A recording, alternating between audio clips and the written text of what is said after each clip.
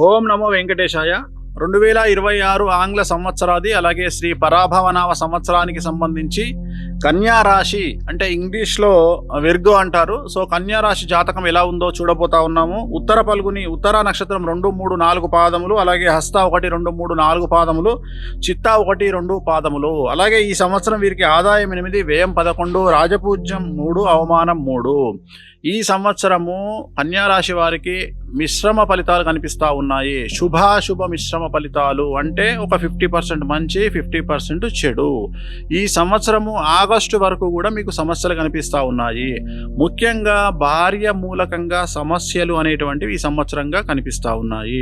భార్యాభర్తలు కలిసి ఉంటే సమస్య లేదు, కానీ విడిపోయినటువంటి భార్యాభర్తలు లేదా ఎడబాటుకు గురైన భార్యాభర్తలు, గొడవలు జరుగుతున్నటువంటి భార్యాభర్తలలో భార్య చేసే పనుల వల్ల భర్తకు టెన్షన్ అనేటువంటిది ఈ సంవత్సరం కనిపిస్తూ ఉంది. ఈ సంవత్సరం ఏ రంగం వారిని తీసుకున్నా మిశ్రమ ఫలితాలు ఉంటాయి. ఒక 50% అనుకూలంగా ఉంటుంది, ఒక 50% చెడుగా ఉంటుంది. మంచి చెడుల కలయిక అని చెప్పవచ్చును. కానీ రాజకీయ రంగం వారికి ఈ సంవత్సరం 100కి 100% అనుకూలంగా ఉంది. పదవులు వస్తాయి. అలాగే పార్టీ పదవులు కావచ్చు, ప్రభుత్వ పదవులు కావచ్చు, అలాగే హైకమాండ్ వద్ద మంచి పేరు ప్రఖ్యాతులు సంపాదించుకుంటారు. అలాగే ఎన్నికలలో పోటీ చేస్తే గెలుస్తారు. కానీ డబ్బు మాత్రం ఎక్కువగా ఖర్చు అవుతుంది రాజకీయ నాయకులకు.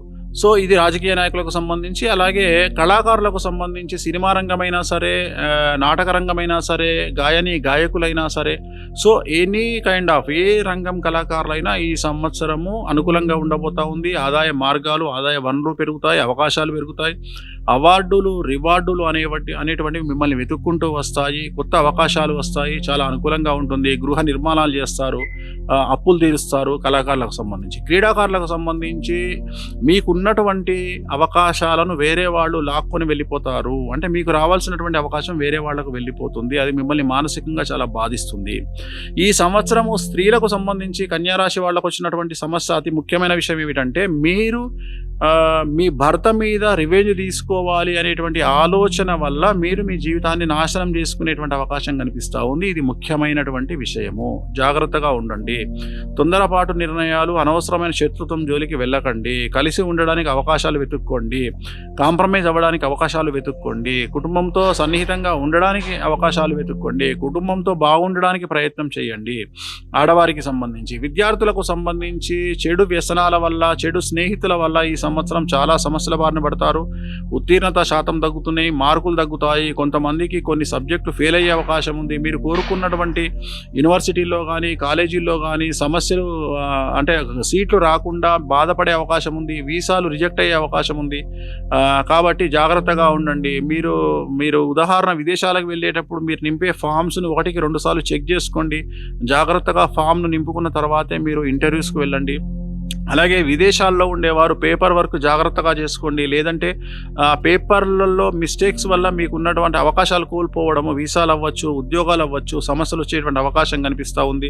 మరీ ముఖ్యంగా ఇతర దేశాల్లో ఉండేవాళ్ళు అనధికారికంగా చేసే పనులు చేయకుండా ఉంటే మంచిది. ఉదాహరణ, ఉద్యోగం, పార్ట్ టైం జాబులు లాంటివి చేయడం వల్ల మీరు గవర్నమెంట్ దృష్టిలో పడి సమస్యలు తెచ్చుకునే అవకాశం కనిపిస్తూ ఉంది.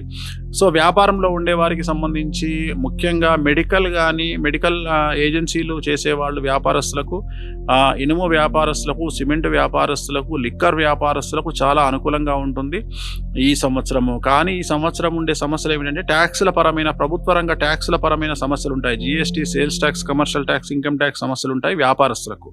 సో రైతులకు మొదటి పంట కంటే రెండవ పంట చాలా అధికంగా పండుతుంది. విశేషంగా రాబడి లాభించడం వల్ల రెండవ పంట కలిసి వచ్చిన, మొదటి పంట కలిసి రాకపోయినా రెండో పంటలో మేనేజ్ చేయగలుగుతారు. కాబట్టి మొత్తం మీద నష్టం అనేటువంటిది రైతులకు ఉండకుండా ఉంటుంది. సో రైతులు గట్టెక్కేటువంటి అవకాశం కనిపిస్తూ ఉంది.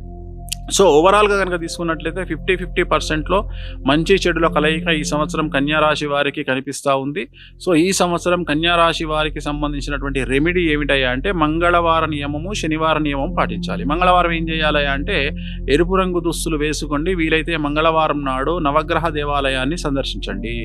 అలాగే శనివార నియమం పాటించండి. అంటే శనివారం పూట, రాత్రి పూట, ఒక పూట భోజనం, ఒక పూట పలహారం, టిఫిన్ చేస్తూ ఉండండి. నలుపు రంగు దుస్తులకు దూరంగా ఉండండి. వీలైతే దగ్గరలోని వెంకటేశ్వర స్వామి వారి దేవాలయాన్ని సందర్శించండి. ఏ రోజైనా సరే నెలలో ఒక్కరోజు వెంకటేశ్వర స్వామి వారి దేవాలయం సందర్శించండి. సమస్యల నుండి పూర్తిగా గట్టెక్కుతారు. ఓం నమో వెంకటేశాయ.